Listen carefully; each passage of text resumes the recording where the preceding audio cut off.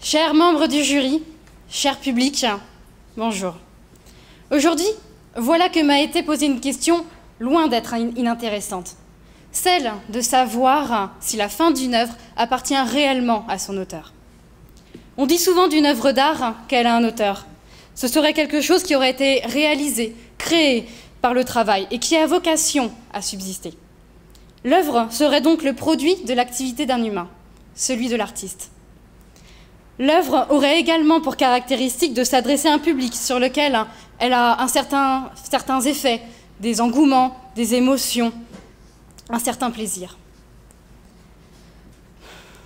L'artiste serait ainsi considéré comme possédant des dons techniques et un talent lui permettant de former ses aspirations. Sa supériorité par rapport au commun des mortels tiendrait précisément à cette faculté d'imposer un support, la forme qu'il souhaite, pour créer une œuvre inédite représentant ses aspirations. Pour autant, un débat demeure. L'auteur est-il pleinement et toujours propriétaire de son œuvre ? En faisant mes recherches, je suis tombée sur une interview du célèbre écrivain de la saga Game of Thrones, George Martin. Et dans cette interview, il déclarait « Évidemment, j'aurais aimé finir mes livres avant que la série ne me dépasse. » Pour remettre les choses dans son contexte, l'auteur de la série avait à ce moment-là publié que 4 de ses romans. Mais contractuellement, il avait obligation de fournir le dénouement et certaines pistes. Donc, la série télévisée est terminée alors que 2 de ses romans n'ont pas été encore publiés. Et la conclusion qui en a été tirée a été la suivante. Quoi qu'il arrive, que Martin finisse ou non la série télé va devenir, les romans vont devenir une adaptation de la série télé. Pouvons-nous dire si l'artiste est encore le maître de son œuvre dans la mesure où celle-ci peut lui échapper? Si l'artiste est bien un maître dans son domaine, il peut ne pas toujours contrôler de manière absolue le processus d'élaboration. Je le reconnais. Parce que la relation de maîtrise sur quelque chose implique l'idée d'un total contrôle. Or, être l'auteur n'implique pas qu'on possède l'œuvre de la sorte. L'artiste ne serait pas le propriétaire de son œuvre au sens où chaque spectateur est libre de l'interpréter et de vivre librement la relation avec celle-ci. Une musique est recréée à chaque écoute. Des significations nouvelles surgissent à chaque lecture d'un poème. Nous sommes libres d'interpréter un tableau comme bon nous semble.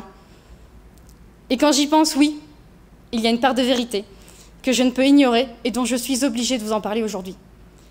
Quand j'écoute une musique, en fonction de mon humeur, de ce que je vais ressentir au moment où je l'écoute, après un instant heureux, une déception amoureuse, un échec, je vais avoir tendance à m'identifier à ces paroles. Je vais m'approprier ces paroles. Parce que ces paroles, son histoire, son vécu ne vont pas me laisser indifférente. Et même parfois, j'y trouve un certain réconfort, de la motivation, du soutien. Pour autant, pouvons-nous dire que, parce que nous faisons d'une œuvre notre propre interprétation, que celle-ci ne nous appartient plus? Je pense au contraire que la notion d'auteur exige cette faculté de se détacher de son œuvre. Au cours de l'acte, l'artiste doit pouvoir se laisser à son inspiration et se rendre disponible pour l'accueillir, quitte à abandonner ses aspirations initiales. Au début d'un poème, l'auteur choisit des mots pour évoquer les images ou les sentiments qu'il porte en lui. Les sonorités des mots font surgir de nouvelles images. Les mots appellent les mots qui appellent d'autres images. Et une fois l'œuvre achevée, il faut accepter qu'elle ne lui appartient plus vraiment, où chacun devient à sa manière l'auteur de l'œuvre, selon sa façon de l'interpréter, de la vivre, voire d'y être indifférent et de ne pas l'aimer. Mais je reste intimement convaincue que l'auteur est et reste le propriétaire de son œuvre, quand bien même celle-ci serait achevée. Pourquoi, me demanderiez-vous? Parce que l'œuvre émane de l'esprit de son auteur, vous répondrai-je. Une œuvre de l'esprit a été définie comme étant une création caractérisée par un travail intellectuel libre, s'incarnant dans une forme originale. Tout y est. La création, la liberté de l'auteur, l'originalité. Ce qui veut dire que l'auteur ne crée qu'à partir de son œuvre. C'est son œuvre qui lui dit comment elle doit être faite. Imaginez que vous êtes en train de dessiner. Vous dessinez quelques formes, un cercle, un carré. puis en contemplant votre œuvre, vous sentez qu'un coup de crayon irait ici, là, ou bien pour améliorer votre œuvre. Vous vous arrêtez une nouvelle fois, et instinctivement, au vu de votre œuvre, vous poursuivez dans telle direction plutôt qu'une autre. C'est en faisant son œuvre que l'artiste crée son œuvre. L'œuvre d'art est donc une création. Et pour que l'œuvre existe, cela suppose l'existence d'un créateur, l'artiste. L'artiste crée en fonction d'une inspiration, d'un besoin. Et si nous passons commande à un artiste, il demeure relativement libre de faire comme bon lui semble. Et nous ne pouvons pas ignorer que l'artiste est bien l'auteur de son œuvre. On identifie souvent l'un par l'autre, un Picasso, un Matisse. C'est comme si le peintre s'incarnait dans ses toiles, par la grâce d'un style, d'un talent, voire d'un génie. Quand un écrivain compose, il est seul face à sa page blanche. Il y couche ses idées, ses théories, ses fantaisies, voire même ses rêves. Il berce son œuvre tel un enfant, la nourrit de son vécu et de ses ressentis. Elle ne dépend que de lui. Mais pour autant, c'est bien son œuvre, issue de son imagination, qui est diffusée au monde entier, non? L'auteur reste pleinement responsable de ce que contient son œuvre. Il n'a tout simplement pas de contrôle sur l'interprétation que peut en être donnée au public. Cependant, laissons un peu de côté la question philosophique à Kant et à Aristote. Car à l'heure où je vous parle, il existe en France des outils, et notamment des outils juridiques, pour concevoir son œuvre et en garder la maîtrise. Préalablement à la création de l'œuvre, l'auteur est maître de la conception. L'artiste est libre de choisir la forme sous laquelle son œuvre va se matérialiser, et il va en rester le maître lorsque celle-ci sera concrétisée sur un support. Il est le gardien de son droit moral, lequel est perpétuel, inaliénable et opposable à tous, et imprescriptible.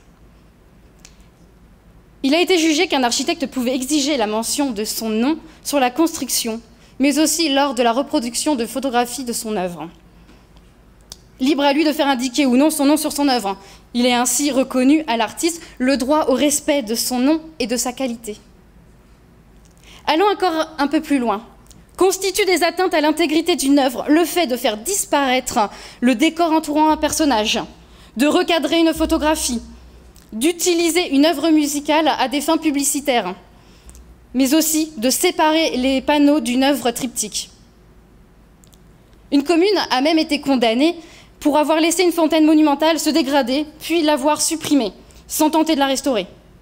La commune aurait donc dû prendre les précautions de rechercher le sculpteur de la fontaine et de discuter avec lui des moyens de conserver son œuvre.